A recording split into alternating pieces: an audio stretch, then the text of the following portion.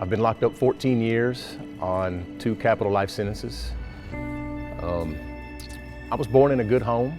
I have a younger brother and a younger sister. Both my parents have college education and are still married to this day. I was brought up in the church. We didn't go to church every Sunday, but we did go to church every now and then. We weren't just diehard Christians, but we did know who God was and who Jesus was. I grew up upper middle class, so I didn't really know the struggles of the streets and the choices that a lot of men here in prison had to make. Graduated high school in 1993 and went off to college, attended college. Got bored with college and dropped out with a 4.0 average and my name on the dean's list to join the military. I joined the Navy, went off and saw the world for several years. Had gotten married right before I joined the Navy, had 2 children, Mark and Isabella. And Navy life is hard. It's hard on married life.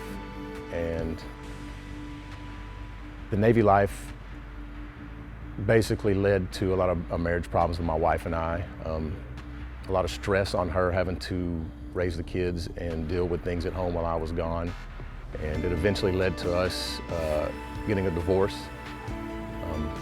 She came back to Texas and I soon followed her after I got out the military. And I became severely depressed because I couldn't make my marriage work. I felt like a failure as a husband and a failure as a father. So I turned to alcohol, I turned to drugs. Methamphetamines was my drug of choice. And my life severely went downhill. Not long after getting off into drugs and alcohol, I murdered 2 people behind a drug deal. And not only were there just 2 people, but they were 2 of my friends. I got convicted of 2 capital lives, so I came down to the penitentiary, and I was mad. I was mad at the world. I was mad at the justice system. I was mad at Kevin, one of the people that I killed, and I took it out on those around me. I was not a nice person at all. And I would go to visits and put this mask on and show the face to my family, my kids, of the person that I thought they wanted to see. I was so ashamed of the person that I was that I didn't want them to see who I was and how I was acting. And so I continued to do the things that I was doing, getting off into the prison gang, the violence, the hurt people mentally, physically. And 10 years into my sentence, I just became tired. Now this whole time I felt like I was a Christian. You know, I prayed. I didn't go to church because I didn't really feel like I needed fellowship, that I could do the praying and the talking to God in my cell and it would be fine. But after 10 years into my sentence, I became tired and just jaded of everything that I was doing and realized that there's a better way to do time. There has to be something better than what I'm doing. There's got to be a better way.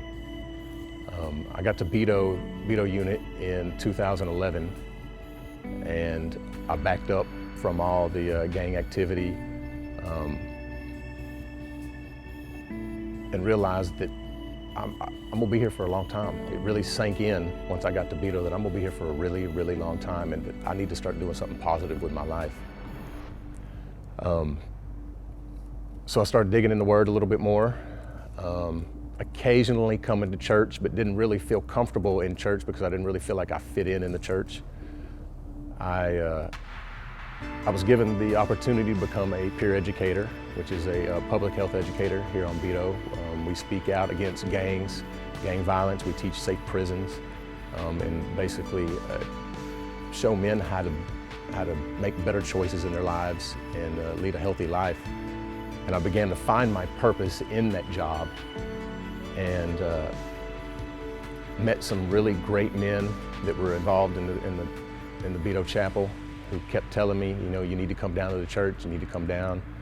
We got some great church programs, so I began to come down to the chapel, attend services.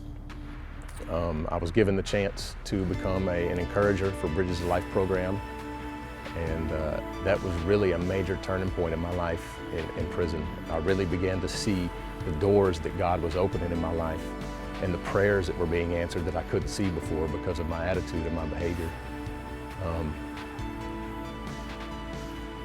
I came across an individual on my wing who ended up being the little brother of the man that I murdered. And we actually have fostered an amazing relationship.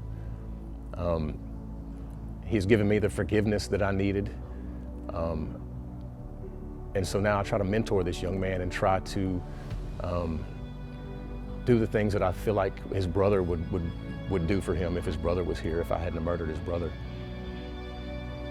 And God has just opened a whole lot of doors for me here. Kept my children safe, kept my family safe, and has allowed me to really become the person that I know I'm supposed to be. The words of encouragement out there for you men that have a whole lot of time. Don't let the depression and the sense of not having any direction in your life drag you down. Even though you may have a lot of time, there are still ways for you to have purpose in your life.